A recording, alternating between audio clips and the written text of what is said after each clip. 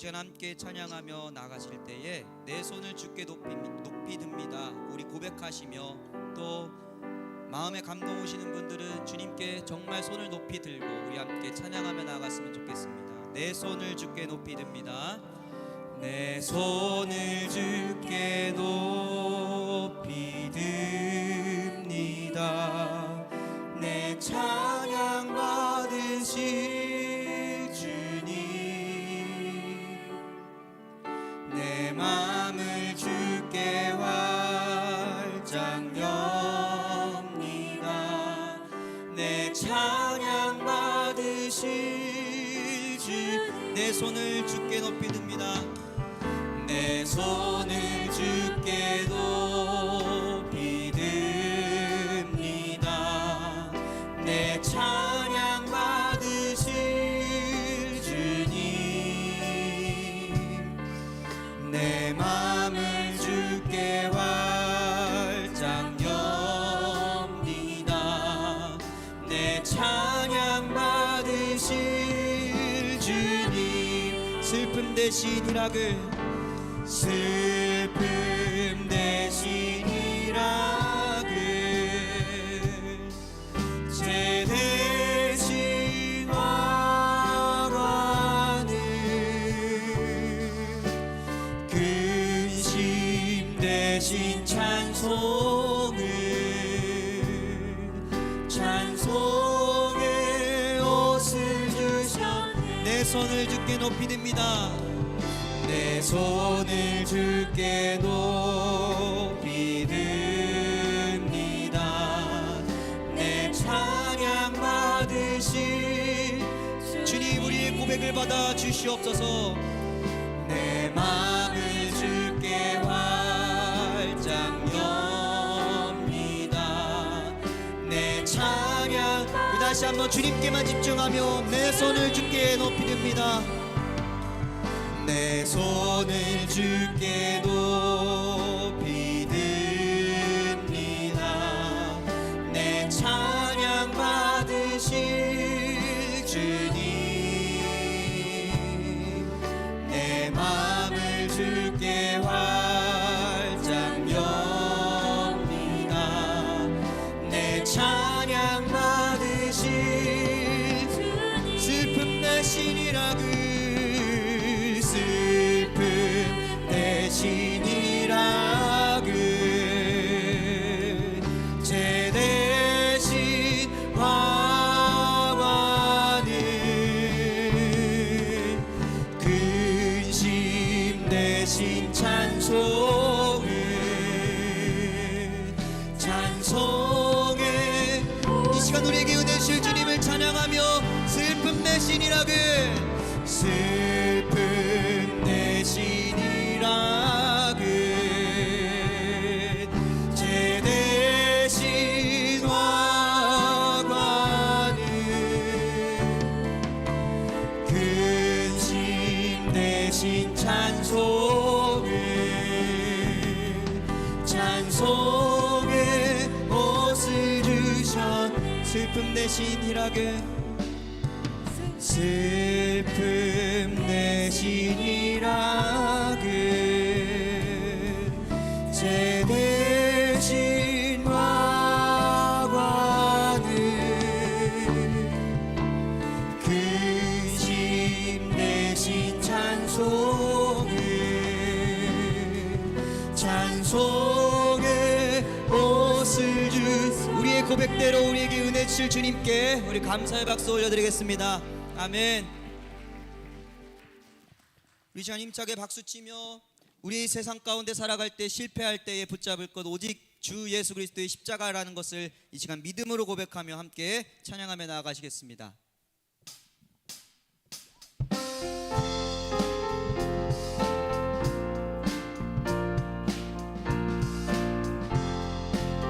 거친 세상에서 실패하거든 그 손 붙잡고 만져라. 보낸 일 하나가 힘을 얻으리 그 손 붙잡고. 다시 한번 거친 세상에서 어디서 실패하거든 그 손 못자국 만져라. 보낸 일 하다가 힘을 얻으리 그 손 못자국 만져라. 그 손 못자국 만져라. 그 손 못자국 만져라. 그 손 못자국 만져라. 주가 널 지키면 인도하시리 그 손 못자국 만져라. 내가 어둠 속에 걸어갈 때에 그 손 못자국 만져라. 주가 참 평안을 내게 주시리 그 손 못자국 그 손 못자국 만져라. 그 손 못자국 만져라. 그 손 못자국 만져라. 주가 널 지키며 인도하시리 그 손 못자국 만져라. 내가 부활의 주 따라가려면 그 손 못자국 만져라. 내가 주 안에서 길이 살리라 그 손 못자국. 우리 다시 한번 찬양할까요? 내가 부활의 주, 내가 부활의 주 따라가려면 그 손 못자국 만져라. 내가 주 안에서 길이 살리라 그 손 못자국 만져. 아멘. 그 손 못자국 만져라. 그 손 못자국 만져라. 주가 널 지키며 인도하시리 그 손 못자국 만져라.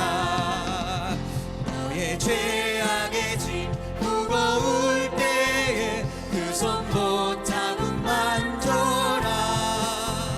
마음 문 열고서 주를 모셔라 그 손 못자국 만져라. 그 손 못자국 만져라. 그 손 못자국 만져라. 그 손 못자국 만져라. 주가 널 지키며 인도하시리 그 손. 우리 다시 한번 고백합니다. 그 손 못자국 만져라. 그 손 못자국 만져라. 그 손 못자국 만져라. 주가 널 지키며 인도하시리 그 손. 우리 마지막으로 찬양하며 그 손 못자국, 그 손 못자국 만져라. 그 손 못자국 만져라. 주가 널 지키며 인도하시리 그 손 못자국 만져라. 우리 더욱더 간절하게 찬양합니다. 그 손 못자국, 그 손 못자국 만져라. 그 손 못자국 만져라. 주가 널 지키며 인도하시리 그 손 못자국 만져. 우리 삶의 모든 문제를 해결하실 주님께 우리 다시 한번 영광의 박수 올려드립니다. 아멘. 이제 마지막으로 찬양하며 나아가실 때에 주님이 오신 이유에 대해서 이 사순절 기간 동안 우리가 말씀을 통해 들을 것입니다. 또 우리가 새벽을 깨우고 묵상하며 나아갈 것입니다. 그 모든 묵상과 우리의 고백과 또 우리의 경험 속에 정말 하나님의 사랑, 예수님의 은혜가 우리 마음 가운데 충만하기를 간절히 소망합니다. 그 마음을 우리 가사에 담아 우리 함께 고백하며 함께 찬양하며 나아가도록 하시겠습니다.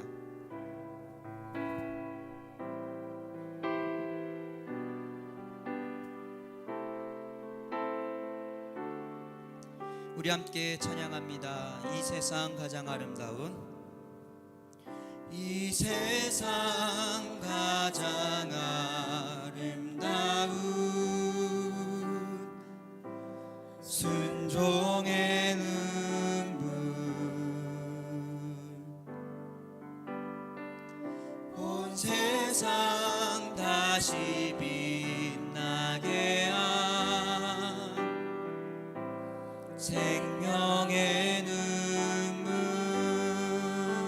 그가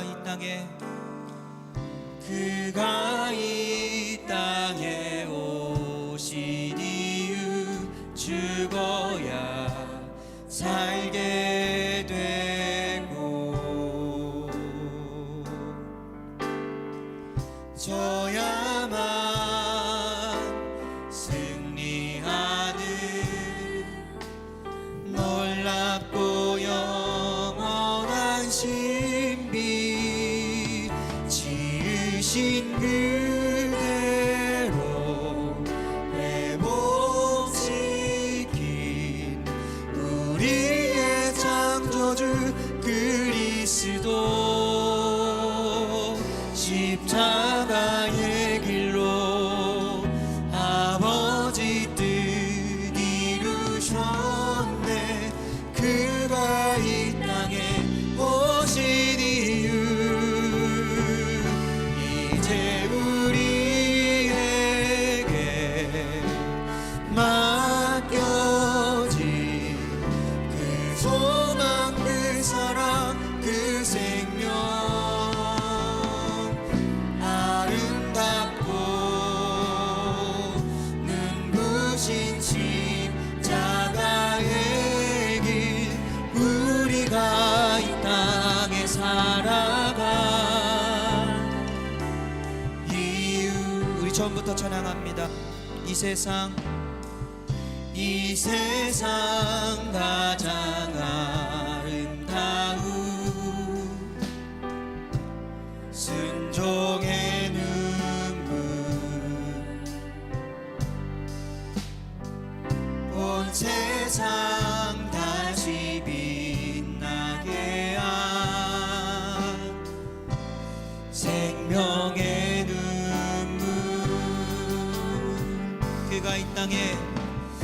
그가 이 땅에 오신 이유 죽어야 살게 되고 져야만 승리하는 놀랍고 영원한 신비 지으신 그대로 회복시킨 우리의 창조주 그리스도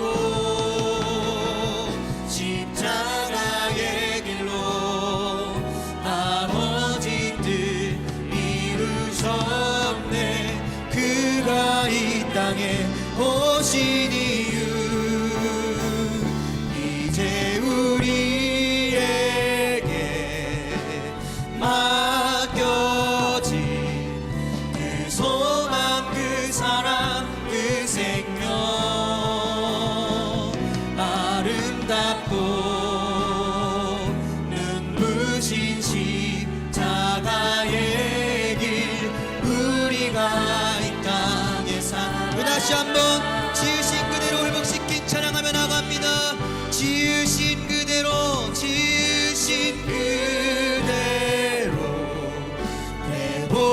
회복시킨 우리의 창조주 그리스도 십자가의 길로 아버지 뜻 이루셨네. 그가 이 땅에 오시니 이제 우리에게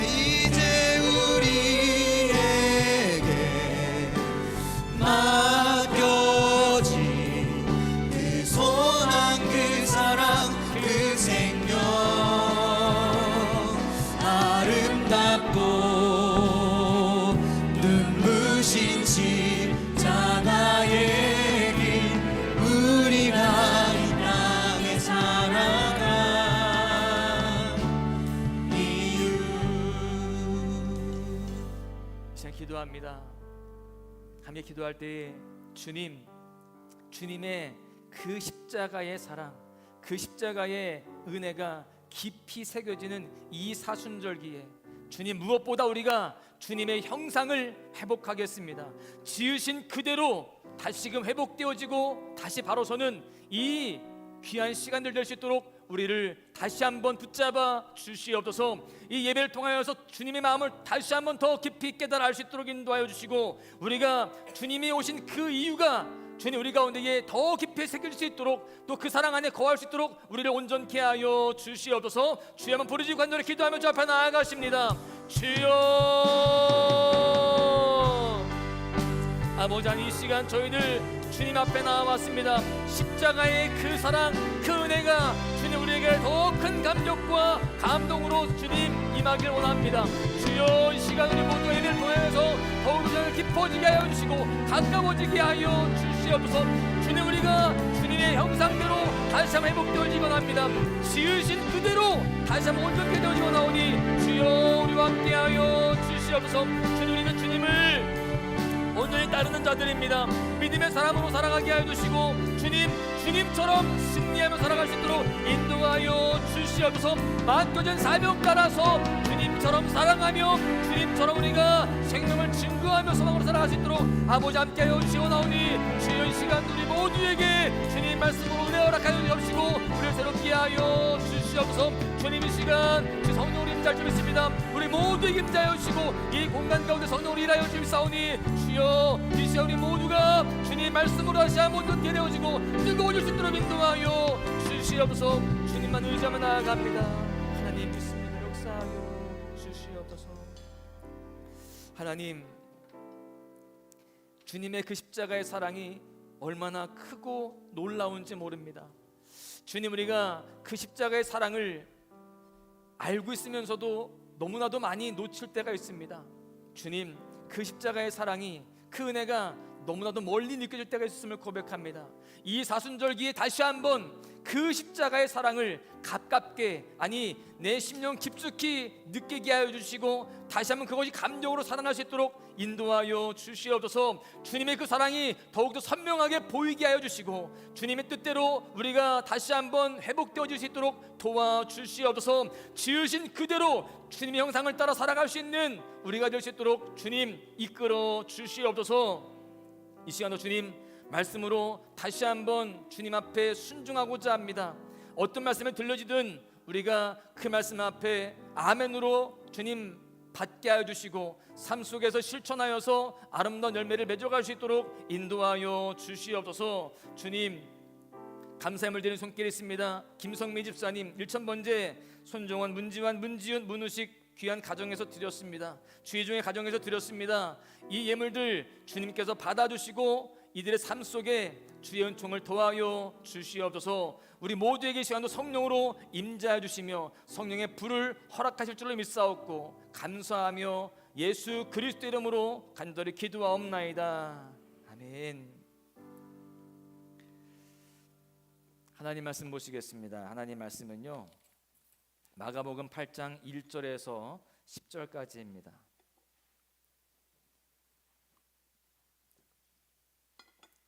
마가복음 8장 1절에서 10절까지 교독하시겠습니다. 그 무렵에 또 큰 무리가 있어 먹을 것이 없는지라 예수께서 제자들을 불러 이르시되 내가 무리를 불쌍히 여기노라. 그들이 나와 함께 있은지 이미 사흘이 지났으나 먹을 것이 없도다. 만일 내가 그들을 굶겨 집으로 보내면 길에서 기진하리라. 그 중에는 멀리서 온 사람들도 있느니라. 제자들이 대답하되 이 광야 어디서 떡을 얻어 이 사람들로 배부르게 할 수 있으리까? 예수께서 물으시되 너희에게 떡 몇 개가 있느냐? 이르되 7이로소이다 하거늘. 예수께서 무리를 명하여 땅에 앉게 하시고 떡 7개를 가지사 축사하시고 떼어 제자들에게 주어 나누어 주게 하시니 제자들이 무리에게 나누어 주더라. 또 작은 생선 2마리가 있는지라 이에 축복하시고 명하사 이것도 나누어 주게 하시니 예수께서 무리를 명하여 땅에 앉게 하시고 떡 7개를 가지사 축사하시고 떼어 제자들에게 주어 나누어 주게 하시니 제자들이 무리에게 나누어 주더라. 예, 제가 잘못 읽었죠? 네, 또 작은 생선 2마리가 있는지라 이에 축복하시고 명하사 이것도 나누어 주게 하시니 사람은 약 4,000명이었더라. 예수께서 그들을 흩어 보내시고 곧 제자들과 함께 배에 오르사 달마누다 지방으로 가시니라. 아멘. 할렐루야. 뭐가 잘못된 거죠? 제가 잘못됐나요? 네, 아닌가요? 네. 하여튼 마가복음 8장 1절부터 10절까지의 말씀이었습니다. 광고를 먼저 드릴게요. 오늘부터 사순절이 시작이 되었습니다. 그래서 오늘부터 특세가 시작이 되었는데 이 특세 기간 동안 우리는 더 믿음으로 도전을 해야 됩니다. 근데 제가 조금 믿음이 없었나 봐요. 작년을 생각하고 지하에서 하겠다라고 했는데 생각보다 많이 오셨어요. 감사하게도. 그래서 지하 예배실에 꽉 차서 우리 몇 분들은 의자에 앉지 못하고 바닥에 앉으셔서 예배를 드렸습니다. 그래서 본당에서 드리기로 했습니다. 할렐루야. 하나님의 놀라운 역사가 일어난 줄로 믿습니다. 그런데 내일부터 그렇게 새벽에 본당에서 하기로 했는데 내일부터 적게 나온다 이러면 이건 역사가 아니라 불상사가 됩니다. 오늘 나왔던 분들은 당연히 다 나와야 되고요. 할렐루야. 오늘 안 나왔던 분들은 우리 교회가 다 이렇게 열심히 하는데 내가 뒤처지면 안 되지 라고 하는 그런 믿음을 가지고 또 도전을 가지고 함께 나오시기를 축복합니다. 할렐루야. 아멘 하셨습니다. 순종하시기 바랍니다. 비록 피곤하고 힘들겠지만 믿음으로 도전하고 또 주님 앞에 나와서 간절히 기도할 때에 삶의 은총이 더 풍성할 줄로 믿습니다. 내 힘으로 살아가는 것이 아니라 하나님의 힘으로 살아가는 놀라운 기적들을 경험하게 될 줄로 믿습니다. 우리는요 오병이어의 사건에 대해서 잘 압니다. 그렇죠? 우리 지나가는 아이들에게 물어봐도 오병이어 사건은 대부분 다 알아요. 떡 5개와 물고기 2마리로 몇 명을 먹이시죠? 5,000명을 먹이십니다. 남자의 수만 5,000명이니까 뭐 2만 명, 3만 명 되겠죠. 그리고도 12광줄이나 남겼습니다. 실제로 이 사건은요, 이 오병이어의 사건은 그 시대에 정말 엄청난 파장을 일으키게 됩니다. 그때부터 백성들은요 예수님을 왕으로 모시고자 하는 그런 분위기가 조성이 되게 되었어요. 또 그런가 하면 종교 지도자들은요 예수님을 시기하면서 어떻게 하면 저 예수님을 붙잡을까 또 예수님을 죽일까 그렇게 틈틈이 예수님을 공격하고 또 예수님에 대해서 흠집을 잡으려고 노력했습니다. 사람들을 예수님이 가는 곳곳마다 파견하기에 이르게 되었죠. 여러분 그만큼 파급이 컸던 사건이 바로 오병이어의 사건이었다는 거예요. 그래서 우리는 그 사건을 너무나 잘 압니다. 그런데 칠병이어의 사건에 대해서는 잘 모르는 경우가 있습니다. 알아도 그다지 중요하지 않은 사건으로 그렇게 생각을 해요. 왜 그랬을까요? 이 칠병이어의 사건도 분명히 놀라운 사건인데 비슷한 오병이어의 사건에 비하면 조금 약하다라는 생각이 드는 거죠.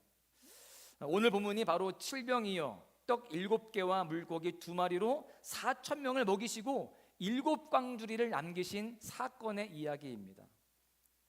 여러분 이 오병이어의 사건과 굉장히 비슷합니다. 비슷한데 모든 것이 이 오병이어보다는 조금 모자란 듯한 느낌이 들어요. 오병이어보다 많은 떡 7개와 또 물고기 2마리로 역사를 하셨고요. 또 그런데 이것을 가지고 5,000명이 아니라 조금 적은 4,000명을 먹이셨습니다. 그리고 12광주리를 남긴 게 아니라 조금 적은 7광주리를 남기셨어요. 여러분 사실 이 오병이어의 사건이 너무나 대단한 사건이어서 칠병이어의 사건이 조금 작게 느껴지지만 지금 이 자리에서 칠병이어의 사건과 비슷한 일이 벌어진다면 어떨까요? 물고기 7마리와 떡 2개로 아니죠 7개의 떡과 물고기 2마리죠. 오늘 제가 헷갈리는 건가요? 하여간에 뭐 상관없어요. 적은 것을 가지고 여기에 있는 뭐 사람들이 다 배불리 먹고 7광주리 남겼다고 쳐봐요. 여러분 이거 뉴스에 날 일 아닙니까? 안 그래도 지금 뭐 식자재값 비싸고 물가가 많이 오른 상태에서 그렇게 효과적으로 저렴하게 다 먹였다. 얼마나 놀라운 일이냐고요. 그런데 여러분, 지금 여기에서는요, 이 7개의 떡과 물고기 2마리로 몇 명 먹였어요? 400명도 아니고요, 4,000명을 먹였어요. 그리고 남겼습니다. 얼마나 대단한 일이에요. 그런데 이 사건이 오병이어 때문에 조금 가려져 있다라는 것이죠. 많이 아쉽습니다. 그런데 여러분, 이 사건이 결코 시시한 사건이 아니며 또 이 사건 속에서 우리에게 주는 교훈도 결코 약하지 않다는 것을 분명히 알아야 할 줄로 믿습니다. 오늘 말씀을 통해서 다시 한번 주님의 마음을 분명히 알고요, 주님의 말씀 앞에 순종함으로 기적을 경험하시고 승리를 경험하시기를 주님의 이름으로 간절히 축원합니다. 오늘 말씀해 보니까요, 많은 사람들이 따라왔다라고 되어 있습니다. 1절에 보십시오. 그 무렵에 또 큰 무리가 있어 먹을 것이 없는지라 예수께서 제자들을 불러 이르시되, 큰 무리가 예수님을 따라왔다는 거예요. 여자와 어린 아이들을 빼고도 몇 명이 넘는다고요? 4,000명이 넘습니다. 모르긴 몰라도 10,000명대의 사람들이 따라왔다는 거예요. 굉장히 많은 숫자죠.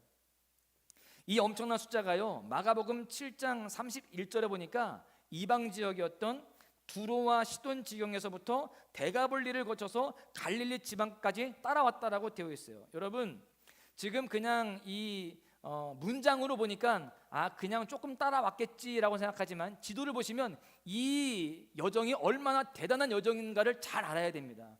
보니까요, 여기에 두로와 시돈을 거쳤습니다. 두로가 어디 있냐? 여기 있습니다. 갈릴리 지방이 여기 있고요, 예루살렘이 어디 있어요? 여기 있거든요. 자, 저 위에서 예수님이 왜 이 위로 갔냐면요, 예수님이 오병이어 사건을 행하시고 나서 많은 종교 지도자들이 자꾸 괴롭혔습니다. 그래서 저 위에 두로, 이방 지역까지 간 거죠. 자, 두로와 시돈을 거쳐 더 위에 있습니다. 시돈이 더 위로 갔다가 어디로 갔다고요? 대가볼리로 갔다고 했어요. 대가볼리가 어디냐? 자, 쭉 돌아서 여기에 온 거예요. 여기에 왔다가 지금 어디로 간 거예요? 다시 갈릴리로 간 겁니다. 한 바퀴 삥 돌아서 여기 온 거예요. 자, 여러분, 이 거리가 키로수로 보니까요, 제 자료를 검색해 보니까 무려 60km입니다. 감이 안 오죠. 우리가 자동차를 타고 다니다 보니까 이 60km가 얼마만큼인지 별로 감이 없습니다. 대천 우리 교회에서부터 어디까지 가야 60km냐? 공주시청까지 가야 됩니다. 제가 검색해 보니까 여기서부터 내비를 찍고서 공주시청까지 가면 61km인가 2km 나와요. 그러니까 여러분, 이게 걸어서 갈 만큼의 거리가 사실 아닌 거예요. 굉장히 멉니다. 사흘 동안 갔는데요, 사흘을 먹지 않고 굶어서 갔습니다. 너무나도 배가 고팠을 거예요. 잠도 제대로 못 잤을 겁니다. 이 광야에서 어떻게 자겠어요? 이 거리를 또 이러한 상황 속에서 예수님을 따랐던 사람들이 오늘 본문에 나오는 큰 무리였다라는 것입니다. 지금 이 시대는요, 선물을 주면서 먹을 것을 주면서 예수님 믿어라, 따라와라, 예배 드리자 해도 하지 않습니다. 우리가 그 옛날에 은혜 받기 위해서 10리길, 20리길 얼마나 대단했어요. 근데 여러분, 지금 이 길은요 150리길입니다. 그 옛날 10리길, 20리길 정말 대단한 믿음이라고 우리가 그렇게 존경하고 또 그 믿음에 대해서 우리가 정말 본받으려고 하는데, 이건 150리길이에요. 어마어마한 그런 상황입니다. 우리는 이 모습에 대해서 우리는 도전받아야 됩니다.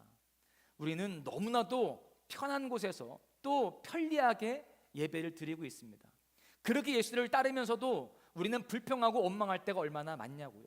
이들은요, 지금 이 말씀 속에서 원망했다, 불평했다, 사실 여기서 예수님께서 이들이 너무나 기진하다, 배고플 것이다 라고 한 것이지, 백성들이 우리 배고파요, 우리에게 먹을 것을 주시오 라고 하면서 떼를 부리거나 불평한 적이 없습니다. 이들은 그저 묵묵하게 주의 말씀만 사모했습니다. 여러분, 우리에게 이러한 모습이 있어야 할 줄로 믿습니다. 할렐루야. 이 4,000명이 넘는 어마어마한 숫자들이 그렇게 따라왔는데, 그렇다면 이들이 왜 그 길을 따라왔을까요? 그 먼 길, 그 힘든 여정을 왜 따라왔을까요? 그 이유가 있어야 될 거 아니겠어요? 그 근거가 오늘 본문에서는 나오지 않습니다. 어디에 나오느냐? 우리가 2주 전에 살펴보았던 마가복음 7장 24절의 내용들을 보시면 나옵니다. 마가복음 27장 24절 이하에 보시면 한 가나안 여인의 딸이 귀신이 들렸어요. 그래서 이 여인이 예수님을 찾아옵니다. 이 여인은 이방 여인이었어요. 이 여인이 예수님의 발 앞에 엎드려서 예수님께 간청을 합니다. 내 딸이 더러운 귀신이 들려 있습니다. 그러니 내 딸을 고쳐 주십시오. 간절히 간청을 하죠. 그런데 예수님은요, 그 여인의 청을 한 방에 거절하십니다. 그래도 또 간청하죠. 그랬을 때 예수님께서 뭐라고 하십니까? 그 여인을 개 취급을 하는 거예요. 자녀의 떡을 취하여 개들에게 주는 것이 마땅치 아니하다. 이렇게 개 취급을 하면서까지 그 여인을 모욕합니다. 물론 제가 2주 전에 말씀드린 바와 같이 여기에서 이 개는 이 길에 다니는 그냥 모르는 개가 아니라 집안에 키우는 반려견을 이야기한다고 했어요. 그때 이 여인이 어떻게 해요? 맞습니다, 예수님. 저는 그렇게 미천한 존재이고 이방 여인이지만 먼저 주님께서 그 택함 받은 하나님의 백성들에게 할 거 다 하시고 부스럭이라도 주십시오. 저는 그 부스럭이라도 충분하다고 생각합니다. 주님은 그렇게 하실 수 있는 분이십니다라고 고백하면서 주님 앞에 나아가는 거예요. 그랬을 때에 예수님이 여자여 내 믿음이 크도다라고 칭찬을 하십니다. 그리고 그 여인의 딸을 고쳐주시는 거예요. 장애물을 축복의 디딤판으로 삼는 은혜를 경험하게 되죠. 이 여인은요, 장애물이 많았잖아요. 자신이 이방인이라고 하는 그런 출신과 자기의 처지의 장애물도 있었고 예수님의 무시와 멸시에 대한 장애물들도 있었지만 그 모든 장애물들을 뛰어넘어서 은혜를 경험하는 축복의 디딤판으로 삼고 올라섰던 그런 기적을 경험했다라는 것입니다. 여러분, 이 사건 이후에 이방 사람들이 도전을 받은 거예요. 이 여인도 이방 여인이었거든요. 그런데 지금 그 이방 여인이 기적을 경험했습니다. 부스럭이지만 놀라운 은혜를 경험했어요. 그때 이 이방 사람들이 그것을 보고 또 그 이야기를 듣고 깨달은 거예요. 아, 믿음이란 이런 것이구나.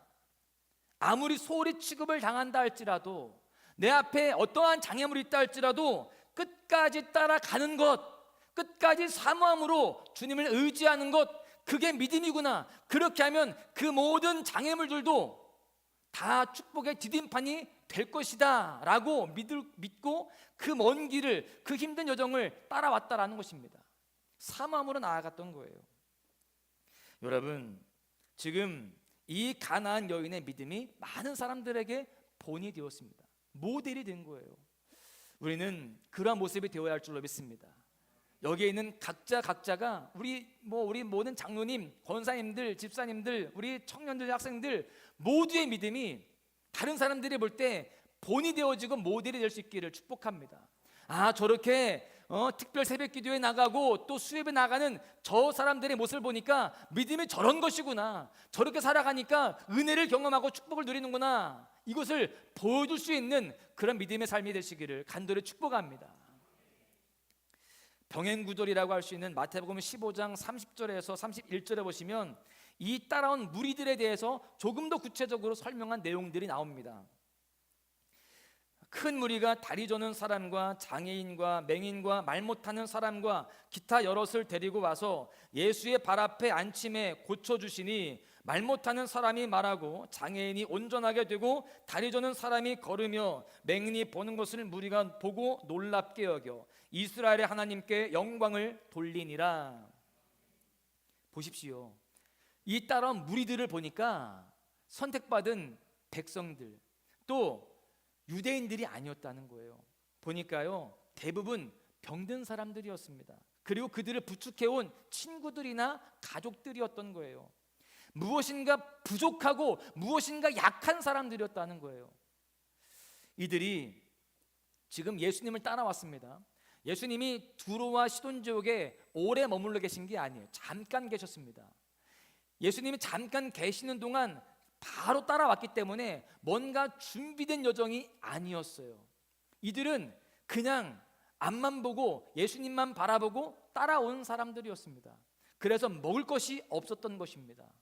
그들이 지금 필요한 어떤 생필품들이 잘 준비되어 있고 갖춰져 있는 상황이 아니라는 거예요. 그저 모든 것이 다 불편하고 배고프고 궁핍한 상태였습니다. 그리고 이들의 상태는 이미 병든 자이거나 병든 자를 부축해온 그런 사람들이었다고요. 여러분, 지금 이들은 정말 많은 것들이 부족하고 힘든 사람들이었어요. 그럼에도 불구하고 그들은요, 오직 믿음으로 주님 앞에 나아왔습니다. 사실 이들이 좋은 믿음의 사람들이라고 볼 수 있어요. 그런데 이들의 믿음을 가만히 보면은요, 훈련된 믿음도 아니었습니다. 그렇다고 해서 논리와 지성에 근거한 세련된 믿음도 아니었습니다. 그리고 이들은요, 바리새인들과 서기관들처럼 교리적이고 전통적인 그런 명분을 가지고 따르는 그러한 믿음도 아니었어요. 이들은 단순하게 믿었습니다. 그리고 순수하게 믿었어요. 우리도 이렇게 순수하고 또 단순한 믿음으로 살아가야 할 줄로 믿습니다. 이것저것 많은 것들을 배우고 있고 알고 있지만 그러한 것들 때문에 오히려 내 믿음이 가려지는 그런 것들이 있지 않기를 간절히 소망합니다. 가만히 보면은요, 정말 은혜가 넘쳤고 또 기적의 역사가 많았을 때가 언제냐? 단순하게 순수하게 믿었을 때였습니다. 우리가 지금 오래 믿은 이 시간보다 처음 믿었을 때 그 순수했던 믿음, 저도 돌아보면은요, 정말 뜨겁게 하나님을 만나고 또 뜨겁게 하나님과 경험했던 그 체험은요, 제가 중학교 때, 고등학교 때 그때였던 것 같아요. 물론 지금도 끊임없이 주님과 교제하고 또 하나님의 은혜를 경험하고 있지만 그때 더 강력했던 것 같아요. 그리고 또 돌아보면은요, 지금보다 우리의 어머니 또 우리의 할아버지, 우리 위의 선조들, 그때에 정말 순수하게 믿었던 그 믿음의 역사가 더 강력했다라는 것을 우리는 깨닫게 됩니다. 우리는 무엇인가를 많이 알고 또 이것저것 따지면서 그렇게 믿는 것이 아니라 순수하게 주님을 믿고 따르는 그런 믿음의 모습들이 있어야 할 줄로 믿습니다.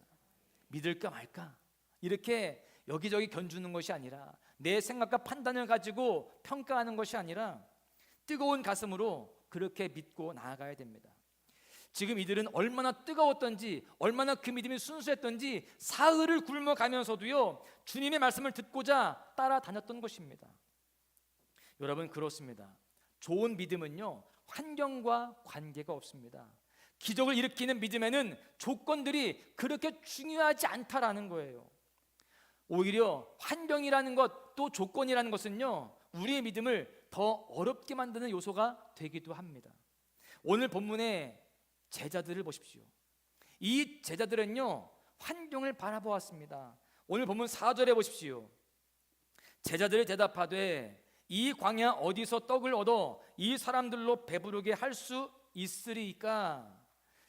여러분, 제자들은요, 참 좋은 환경을 가지고 있었어요. 어떤 면에서 좋은 환경이었느냐? 예수님과 늘 같이 다녔습니다. 그리고 누구보다 예수님의 말씀을 많이 들었어요. 그리고 누구보다 가까이에서 예수님의 그 기적과 역사를 보고 체험한 사람들이었습니다. 믿음이 성장하고 믿음이 좋아지기에는요, 제자들만큼 좋은 환경이 없다는 거예요.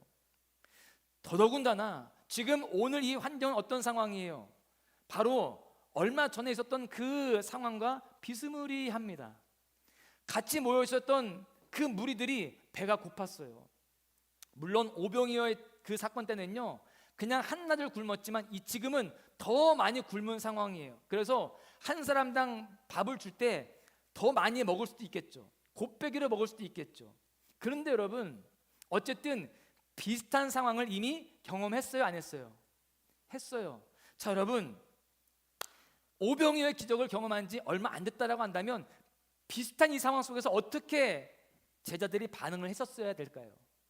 지금 오늘 본문에 보니까요, 예수님 어떻게 이 광야에서 먹을 것을 구합니까? 여기에 식당 있는 것도 아니고 여기에 떡집 있는 것도 아닌데 어떻게 이 4,000명, 10,000명 되는 사람들 어떻게 먹입니까? 심지어 이 사람들은요, 한 끼 굶은 것도 아니에요. 사흘 굶었어요. 한 사람이 어마어마하게 먹을 겁니다. 에? 그런 이 환경을 바라보았던 거예요. 이 제자들은요, 믿음이 있었지만, 또 말씀을 듣고 또 많은 체험이 있었지만, 자기 앞에 놓여있는 이 광야라고 하는 현실 앞에 그들의 믿음은 사라지게 되었습니다. 형편없이 무너지게 되었어요. 예수님의 그 말씀, 이들을 먹여야 되지 않겠니? 라는 그 말씀을 듣고 제자들이 믿음이 있었다라고 한다면, 오병이어의 사건, 바로 며칠 전에 있었던 그 사건을 기억한다라고 한다면 어떻게 반응을 했었어야 될까요? 예수님은 하실 수 있잖아요. 예? 여기에 지난번보다 많은 떡 7개와 물고기 2마리 있어요. 예수님, 오늘도 기대할게요. 여기 4천, 아니 지난번 5천 명이었잖아요. 다 먹이실 줄로 믿습니다. 그러면서 사람들에게 여러분 걱정 마세요. 이거 아무것도 아니, 예수님 다 먹인다니까요. 남을걸요? 그렇게 선포를 하는 게 맞았습니다. 맞죠? 그런데 지금 이 제자들은요, 이 눈앞에 보이는 광야라는 이 환경에 그들은 무너지게 되었습니다. 예수님은 끊임없이 그 제자들에게 복음을 선포했어요. 그리고 그 천국 복음에 대해서 알려주시기 위해서 많은 기적들로 그들에게 경험시켜 주셨습니다. 끊임없이 말씀하시는 거예요. 그런데 그들은 그 말씀을 알아듣지 못하고 있는 거예요. 가슴에 품고 있지를 못했습니다. 그것이 온전한 믿음으로 드러나지 않았다는 거예요. 듣지 못하고 알지 못하고 마음에 담지 않았다. 이것이 그들에게는 너무나도 치명적인 단점이 되었습니다. 어느 부부가 부부싸움을 했어요. 우리 소망 가족들은 부부싸움 안 할 수는 없지만 적게 할 줄로 믿습니다. 금방 풀어질 줄로 믿습니다. 할렐루야. 혹시 지금도 불편한 부부가 있다면 오늘 밤 푸시기를 바래요. 할렐루야. 부부싸움을 했대요. 부부싸움을 하면 뭐 하기가 싫어요? 서로 말하기가 싫어요. 그래서 이 부부가 말을 며칠간 안 했어요. 안 하는데 이 남편이요, 말은 하기 싫은데 할 말이 있어요. 뭐냐면 다음날 아침 6시에 깨워달라는 거예요. 아침 7시까지 출근을 해야 하니 6시에 깨워달라고. 말을 하고 싶은데 말하기 싫으니까 쪽지에 적었어요. 적어서 식탁 위에다 놨어요. 아내가 보고 깨우게끔. 근데 아침에 딱 일어나 보니까 몇 시예요? 9시가 넘어간 거예요. 깜짝 놀라가지고 아내를 찾아서 또 한마디 하려고 하는데 아내가 안 보여. 근데 식탁에 가보니까 메모가 써 있어요. 여보, 6시예요. 빨리 일어나세요. 메모를 해놓은 거예요. 메모로. 이렇게 소통이 안 되면 문제가 생기는 겁니다. 말은 했지만 알아듣지 못하는 거예요. 들리지 않은 거죠. 주님은 우리에게 말씀하시는데 우리가 듣지 못하고 가슴에 새기지 않고 마음에 담지 않으면 아무 능력이 나타나지 않는 것입니다. 지금 오늘 이 본문의 제자들은요, 그렇게 영적으로 무뎌져 있었고 또 그들은 너무나도 무감각한 그런 둔한 모습의 그런 제자들이었습니다. 예수님을 오래 믿으면 뭐예요? 그렇게 많이 들으면 뭐합니까? 많이 경험하면 뭐해요? 예수님의 그 기적과 그 말씀이 자신의 삶 속에서 적용되지 않은 거예요. 그 반응이 나오지 않는 것이었습니다. 그 많은 말씀이, 그 많은 기적이, 그 많은 만남과 교제가 그 광야라고 하는 현실 앞에서 너무나도 무기력해져 버렸습니다. 그런데 오늘 이방인들은요, 그 무리들은 그렇지 않았어요. 사흘을 굶어가면서도 그 60km 공주에서부터 대천 소망교회까지 예배드리러 오는 거예요. 여러분, 그러한 믿음이 우리 가운데 있어야 할 줄로 믿습니다. 이 이방인들의 모습이 우리의 모습이 되어줘야 돼요. 지금 이 시대의 성도들의 문제가 뭐냐? 말씀을 많이 못 들어서, 아니 몰라서 그런 게 아닙니다. 우리의 문제는요, 그 믿음의 그 모습이 삶 가운데에 적용되지 않고 있다는 겁니다. 들었지만, 알고 있지만 적용되지 않고 있어요. 이 시대의 교회의 문제가 바로 그러한 가운데 영적인 능력을 잃어버리는 것입니다. 그러니까 아무 힘을 발휘하지 못하는 겁니다. 우리는 스스로 점검해야 됩니다. 지금 내 안에 하나님이 주시는 그 말씀으로 인하여서 내 믿음이 충만한가, 아니면 점점 메말라 가고 있는가 점검해 봐야 되는 거예요. 예배를 드리고 있지만, 또 듣고 있지만, 또 하나님의 말씀을 내가 받으면서 아멘하고 있지만 그것이 내 가슴 속에 새겨지고 삶 가운데에 적용되어지고 또 반응이 되어지느냐, 우리 스스로 돌아보고 또 우리 스스로를 점검해 보아야 되는 것이죠. 사도행전 3장 6절에 성령을 받은 베드로는 이렇게 말합니다. 은과 금은 내게 없거니와 내게 있는 이것을 내게 주노니 나사렛 예수 그리스도의 이름으로 일어나 걸으라. 여러분, 이 말씀을 하니까요, 나면서부터 안진뱅이 된 사람이 다시 일어나게 되었습니다. 그리고 그의 발과 발목이 곧 힘을 얻어서요, 스스로 걷고 뛰면서 성전으로 들어가서 하나님을 찬미했다라고 되어 있습니다. 여러분, 이것이 바로 참된 교회의 모습이며 참된 성도의 모습이라고 생각해요. 여러분, 우리의 인생이 비록 좌절과 낭망 속에서 그렇게 안진뱅이처럼 주저앉아 있다 할지라도 주의 말씀을 들으면 다시 일어나게 되어지고 그건 내 믿음으로 도전할 수 있는 그런 모습들이 되어야 할 줄로 믿습니다. 기쁨으로 충만케 되어져야 되는 거예요. 이 시간이, 이 예배 시간이 주님의 그 말씀을 통해서 다시 한번 일어날 수 있고 믿음으로 도전할 수 있는 삶 속에서 적용하고 또 아름다운 열매를 맺어가는 그런 삶이 되시기를 주님의 이름으로 간절히 축원합니다. 광야에 빈들에 모였던 이 병든 사람들, 이방인들, 이들은 진정한 믿음의 사람들이었습니다. 사흘 동안 그 먼 길을 굶고 걸어오면서도요, 불평 한마디 하지 않고 주님을 따랐어요. 오늘날 예배가 1시간만 조금 넘어가도 몸이 막 시계를 자꾸 보고 그러잖아요. 오늘 우리는요, 광야에 모인 이 예수를 따르는 이 병든 자, 가난한 자들의 믿음을 배워야 할 줄로 믿습니다. 환경을 뛰어넘는 사모함과 갈망함, 그리고 끝까지 따르고 의지하는 믿음을 우리 모두가 소유해야 되는 것이죠. 주님은 이처럼 주님을 잘 따르는 사람들, 믿음으로 따르고 믿음으로 반응하는 사람들에게 그냥 두시지 않습니다. 은혜를 반드시 주세요. 오늘 보니까 어떤 은혜를 주시느냐? 첫 번째는요, 사랑을 많이 받습니다. 함께 고백합니다. 사랑을 많이 받습니다.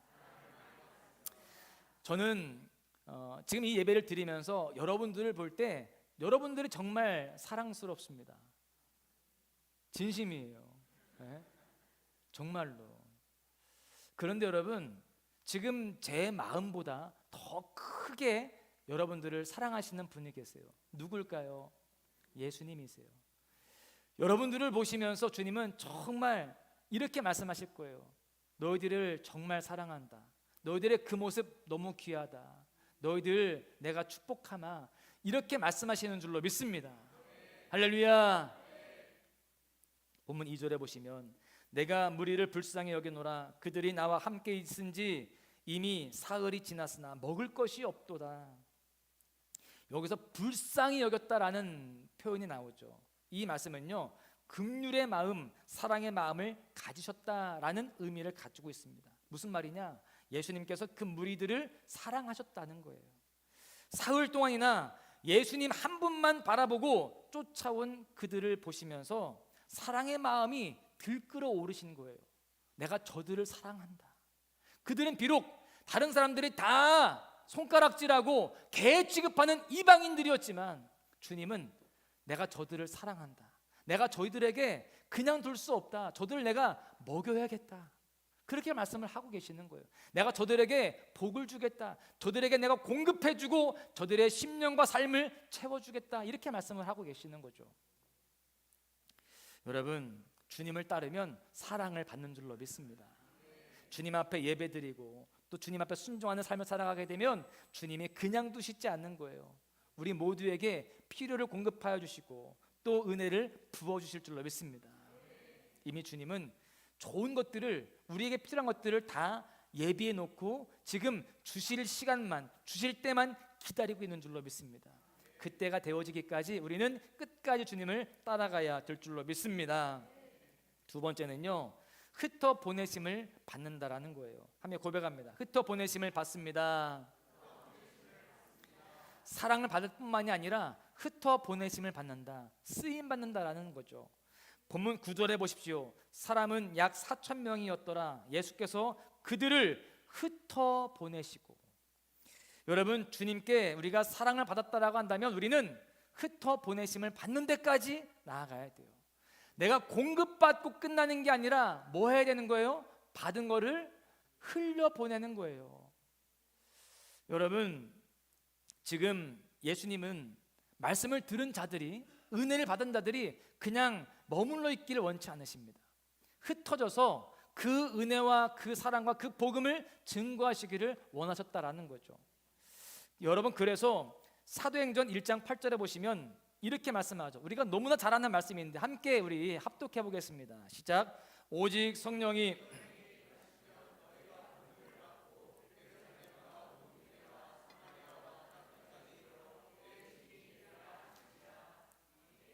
은혜를 받았으면, 또 성령을 받았으면 가만히 있지 말라는 거예요. 주님은 가만히 있는 것을 좋아하시지 않습니다. 성경에 보니까 주님은 계속적으로 흩어보내세요. 신약에 보니까, 사도행전 이후에 보니까요, 계속 흩어보내시는 거예요. 계속 확장시켜 나가는 것을 볼 수가 있습니다. 은혜 받았으면, 성령 받았으면 뭐 하라는 거예요? 흩어져 나가라는 거예요. 심지어 어디까지?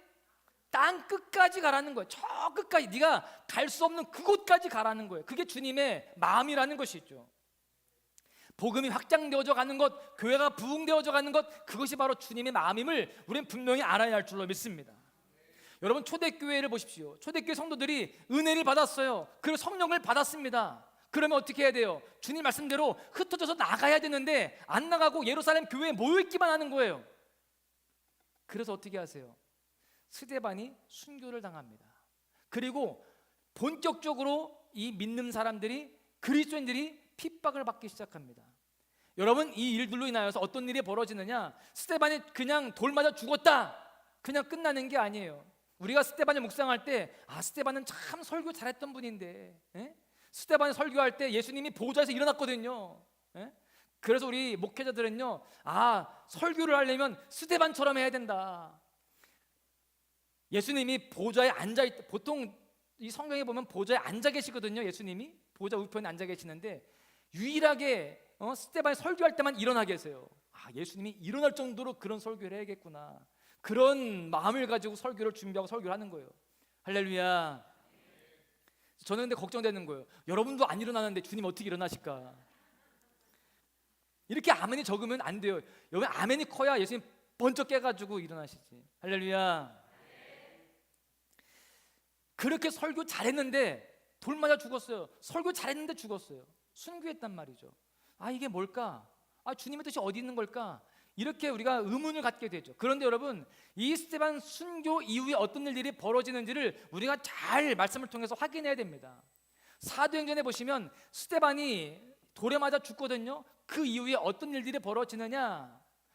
복음의 영역들이 그때부터 본격적으로 확장이 되게 됩니다. 그 일들로 인하여서 많은 사람들이, 이 그리스도인들이 흩어져 나가거든요. 그 중에 빌립이라는 사람은요, 예루살렘을 떠나게 되죠. 사마리아 지역에 머물다가 사마리아 교회를 개척하게 됩니다. 그리고 다른 많은 사도들이요, 여기저기 흩어지게 돼요. 베니게와 구브로와 안디옥까지 올라가서 이방인들에게 복음을 전하게 됩니다. 그러다가 수리아 안디옥 교회가 세워져요. 여러분, 수리아 안디옥 교회가 어떤 교회인지 아시죠? 사도 바울이 전도 여행을 떠날 때에 거기가 바로 베이스 캠프였습니다. 그리고 예루살렘 교회가 어려움을 당했을 때, 재정적으로 어려움을 당할 때에 수리 안디옥 교회가요, 재정적으로 도와주기도 합니다. 그런 교회가 바로 수리 안디옥 교회인데 그때 생기는 거예요. 또 그뿐만이 아니에요. 그 스데반 순교 현장에 있었던 사도 바울이 회심을 하게 됩니다. 그래서 이방 선교의 주축이었던, 대표자였던 이 사도 바울이 그때부터 깨어나기 시작하는 거예요. 이 일이 순차적으로 되는 게 아니라 동시다발적으로 쫙 퍼지는 거예요. 그렇게 돼서 이게 톱니바퀴 물리듯이 쫙 물려가지고요, 여러분, 그때부터 복음이 확장되어져 가는 거예요. 사마리아와 땅끝까지 이르러서 복음이 전파되기 시작됩니다. 주님은 그렇게 해서 점점 더 확장시켜 나가기를 원하시고 흩어지기를 원하셨던 것입니다. 여러분, 제가 처음 목회했었던 제주도에 월정교회라고 있습니다. 우리 지난 단기선교 갔던 분들은 월정교회를 가본 분들이 있어요. 그 월정교회가 언제 생겼느냐? 6.25 때 생겼습니다. 제주도에 제일 오래된 감리교회가 2개가 있는데요, 그 월정교회와 제주중앙교회입니다. 언제 생겼느냐? 6.25 때 피난민들 중에서 감리교 목사님들, 장로님들이 피난 와가지고요, 천막에서 예배를 드린 거예요. 그 해변가에서. 그리고서 그들이 올라가는데 여전히 남아있는 교회가 그 교회들입니다. 비록 어려움과 고통의 시간들이었지만 하나님은 그 가운데에서도 복음을 확장시켜 나가는 은혜를 허락하셨다라는 사실입니다. 여러분, 우리는 은혜를 받았으면 그 은혜를 가지고 세상으로 나아가야 할 줄로 믿습니다. 은혜 받았다면, 성령을 받았다면 흩어져야 되는 거예요. 여러분, 예배 드리는 일, 기도하는 일, 봉사하는 일이 이 교회 안에서 끝났다라고 한다면 돌아가서 가정에서 또 일터에서 모든 관계 속에서 주님의 은혜를 흘려보내야 되는 겁니다. 세상에 살아가면서 열심히 살아가야 됩니다. 정직하고 최선을 다해서 그렇게 우리가 헌신해야 됩니다. 더 나아가서 주의 사랑을 전할 수 있는 모습들이 되어야 되는 거예요.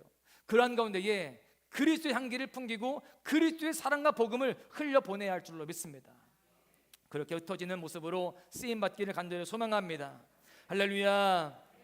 말씀을 정리하겠는데요, 브라질의 삼바 축제가 아마 오늘로 지금 이 시간에 아마 끝나는 걸로 알고 있습니다.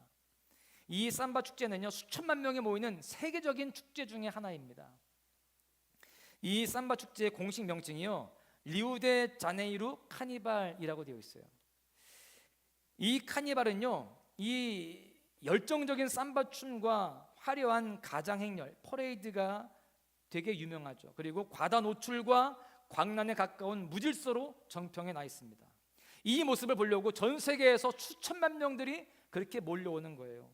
그런데 이 광란의 축제, 이 카니발은 사실 이 사순절과 연관이 있다는 것을 우리는 잘 알아야 됩니다.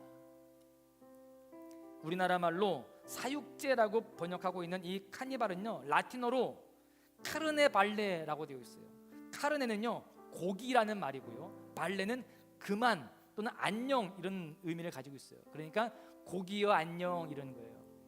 이게 왜 이렇게 표현이 되었냐면요, 사순절이 시작되면 40일 동안 고기를 먹지 않는 그런 이 전통에 의해서 이제 앞으로 40일 동안 고기를 못 먹으니까 그 전에 실컷 먹어두자라고 하는 그런 행사입니다.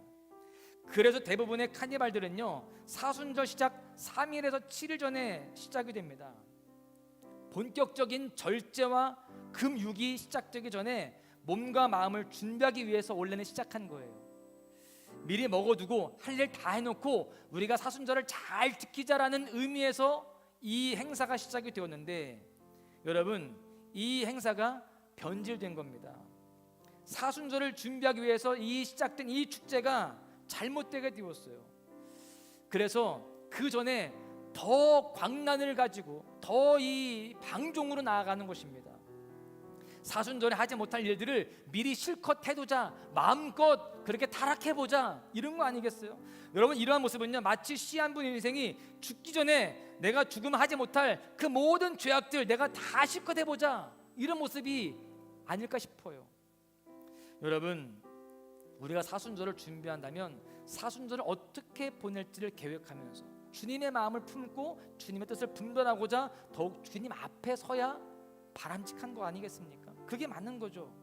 결국 사순절을 준비하는 이 축제인 이 카니발은요, 오늘날 사순절 준비라고 하는 이 본래의 취지와는 전혀 관계없이 그저 먹고 마시고 즐기고 노는 일에만 광적으로 몰두하다가 그냥 끝나버리는 축제로 전락하게 되었습니다.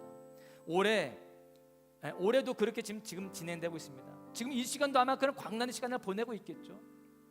문제는 무엇이냐? 이렇게 카니발은 사순절을 준비하는 시간인데 이 카니발 축제가 끝나도요, 더 이상 사순절을 지키지 않는다는 거예요. 경건과 절제의 삶을 시작하지 않는다는 것이죠. 어찌 보면 당연한 결과 아닐까 싶습니다. 여러분, 오늘은 사순절이 시작되는 날입니다. 예수님의 십자가의 사랑을 묵상하고 예수님의 고난에 동참하며 예수님을 따르는 자들로 더욱 바로 세워져 가야 하는 이때에 우리는 어떤 모습이 진짜 예수님을 따르는 모습인지를 다시 한번 깨달을 수 있어야 할 줄로 믿습니다.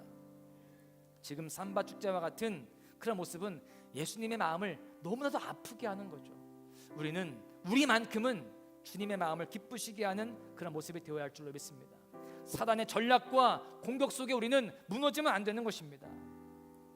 이제 오늘부터 특별 새벽 기도가 시작이 되었습니다. 오늘 빠졌지만 그래도 완주는 못하지만 뭐는 할 수 있다? 거의 완주는 할 수 있다. 할렐루야. 거의 완주라도 하십시오. 도전하십시오. 늦지 않았어요. 우리가 아무리 새벽 예배가 힘들다 할지라도 오늘 본문에 나오는 무리들처럼 사흘을 굶어가면서 60km를 걸어가는 그런 모습은 그 정도 힘든 것은 아닐 거예요. 이 시간 우리 모두가 본문의 무리들과 같은 그런 사모함과 믿음으로 도전할 수 있을 줄로 믿습니다.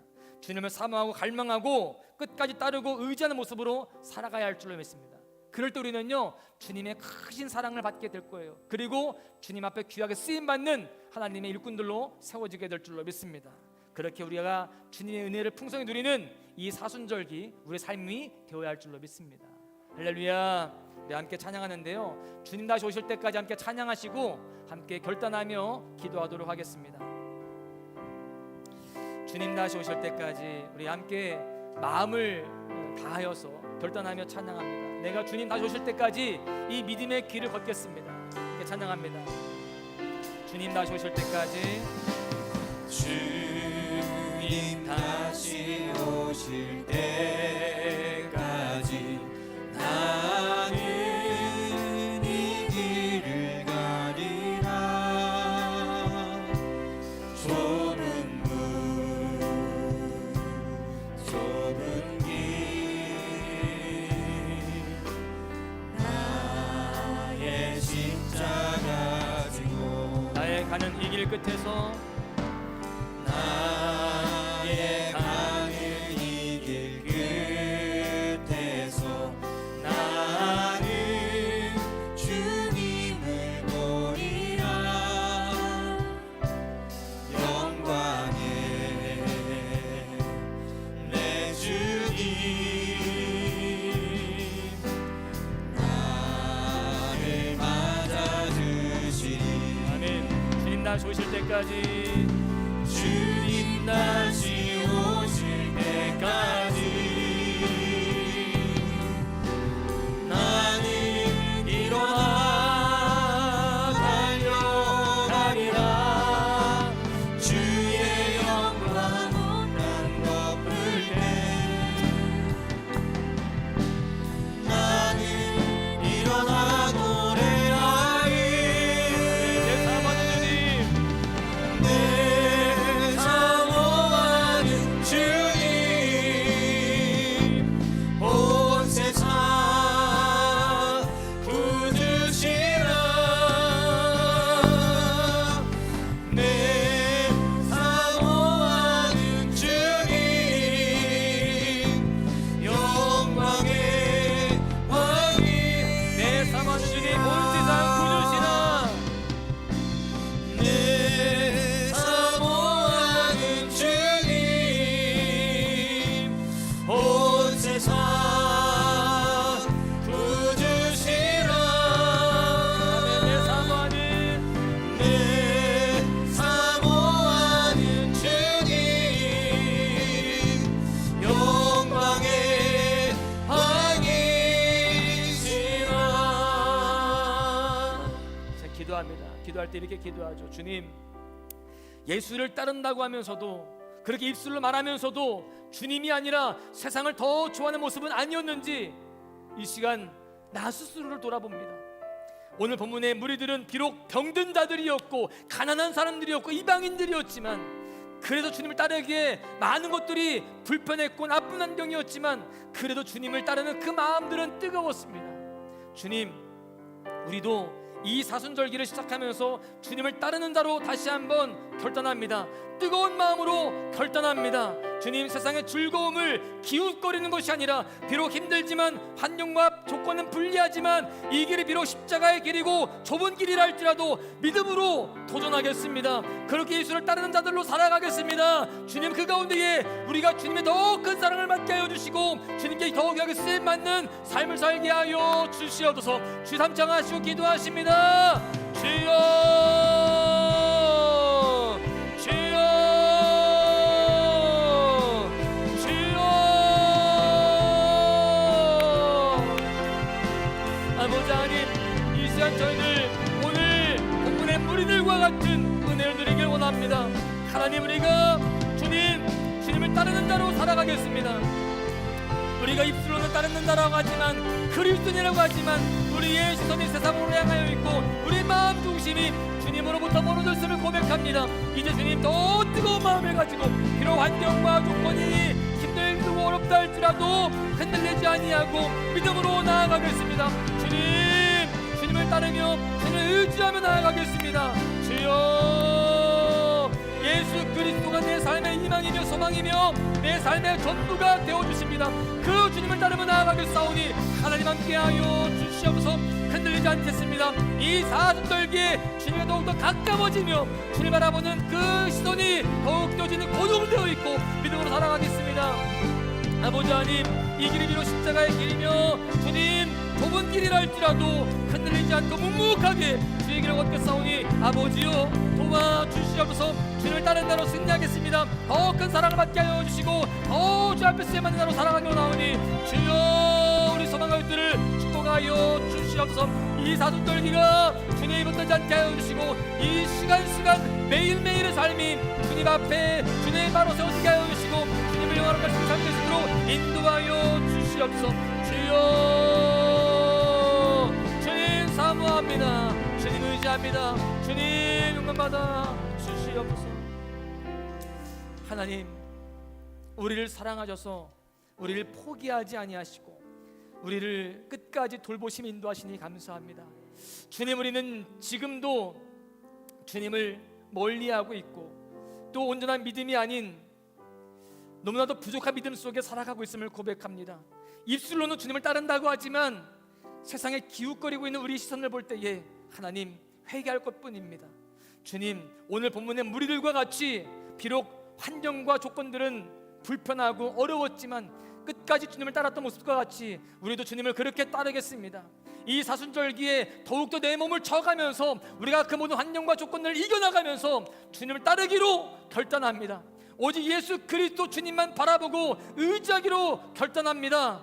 주님, 이 시간 우리의 이 믿음과 결단을 주님께서 받아주시고 우리 삶 속에서 승리할 수 있도록 성령으로 도와주시옵소서. 주님, 이 길이 비록 십자가의 길이고 좁은 길이라 할지라도 믿음으로 도전할 때에 주님의 더 큰 사랑을 받게 하여 주시고 주님 앞에 쓰임받는 존귀한 삶이 되도록 주여 우리에게 함께하여 주시옵소서.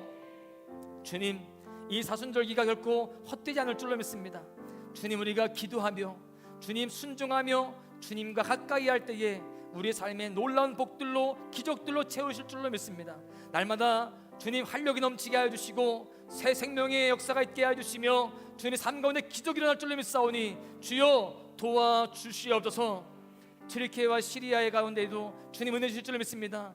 이 사순절기에 우리가 더욱더 함께 기도하며 그들의 마음을 우리가 공감하며 기도할 때에 주님, 그들 가운데에 주님의 선하신 손길이 펼쳐지게 하여 주셔서 모든 것들이 복구되어지고 회복되어지는 그런 역사가 있도록 인도하여 주시고 그 가운데 그들의 모든 삶이 주님의 은혜로 채워지기 원합니다. 주님, 그 가운데 복음의 역사가 이번 기회에 더욱더 풍성하게 일어나게 될 줄로 믿습니다. 주님, 함께하여 주시옵소서. 도와주시옵소서. 이 시간 위에 함께 기도할 때에 성령님 우리 심령 가운데 임재하여 주시고 이 공간 가운데 운행하여 주시옵소서. 함께할 줄 믿사오 감사하며 축복하며 우리를 사랑하시는 살아계신 예수님의 이름으로 기도하옵나이다. 아멘. 함께 기도하실 때 말씀을 기억하시면서 또 우리 함께 각자의 기도 제목들을 놓고 기도하며 간절히 기도하다가 자유롭게 돌아가시겠습니다. 우리 주 함창하시고 기도하시겠습니다. 주여